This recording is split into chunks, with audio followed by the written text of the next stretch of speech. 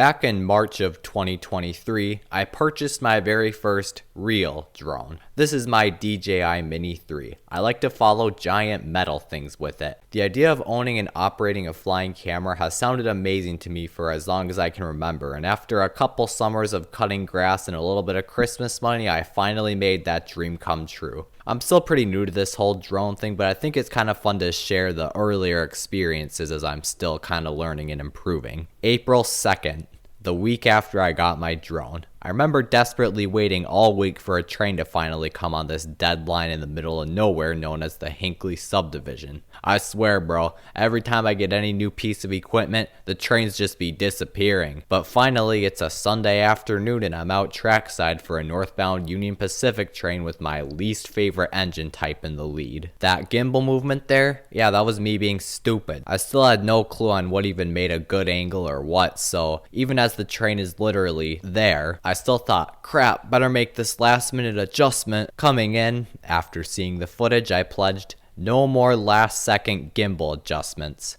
20 minutes later, I find myself trackside once again, this time for an SD70 ACE leading a southbound grain empty.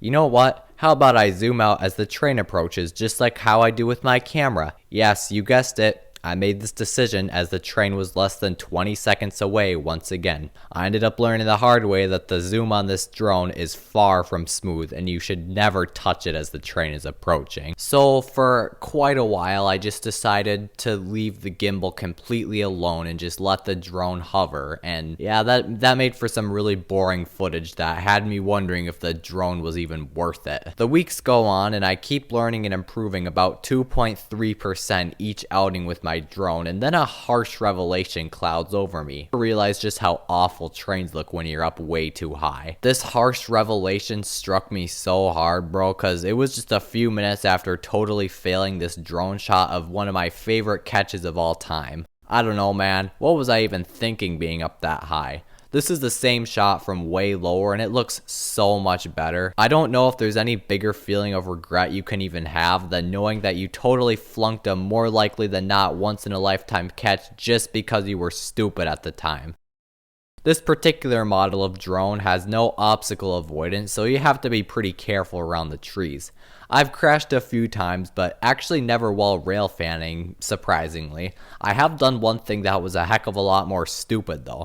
I launched it from the shoulder of a highway overpass to get video of a train coming from the wrong direction. I'm sure you've heard the story. I feel like I talk about this way too much, but the part you didn't hear, at least not in full, was landing the thing in 25 miles an hour wind in between the guardrail and heavy traffic. To make things worse, the battery was less than 20%, so the remote kept making an overly dramatic beeping sound, just adding to the tension. I kept trying to line it up with the shoulder, but every single time I finally got it, the wind would start blowing it like way off course. A few minutes pass and the battery's at 10%. It's either landed in the middle of the road when the cars are all out of sight, or it crashes, gets ran over, and I'm out $700. I utilize the camera to check both directions are clear. I land, retrieve the drone from the middle of the road, and then heavy traffic resumes probably 40 seconds later. That was a little bit intense. Please, anyone who's getting into drones or anyone who's into drones,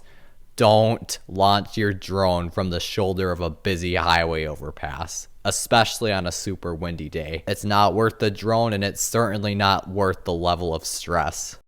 Something that can be a little difficult as far as post-production goes is dubbing in sound. If I don't have sound, I probably won't even put the clip in because there ain't no way I'm putting any of this in my videos.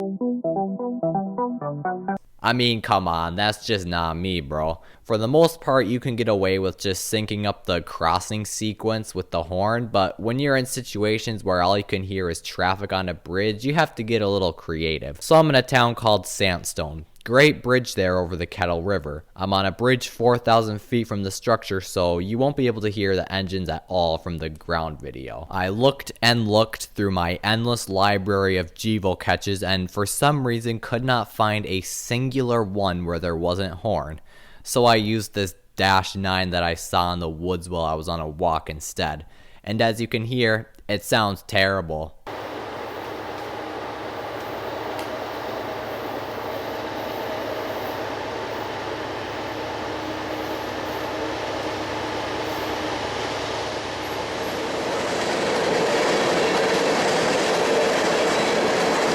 but honestly, probably still better than music or traffic, at least in my books. Anyway, I hope you liked this shorter, kind of different video. I thought it'd just be kind of a fun thing to discuss. Be sure to like and subscribe for more, and a huge thank you and shout out to all my supporters who make these little videos possible. BNSF Bishop, Isaiah Vandy, Railfan Ashton Photography, Cohen Oinky Trains, Josh Norston, Tag Route, Pasco Rail Productions, Lakeside Rail Productions, and the Cary Railfan. Your support means everything to me. Thank you so much. There's been so many of you recently. Thanks for watching. If you have any ideas on a topic you'd like to see discussed in the future, please let me know. I read all your comments.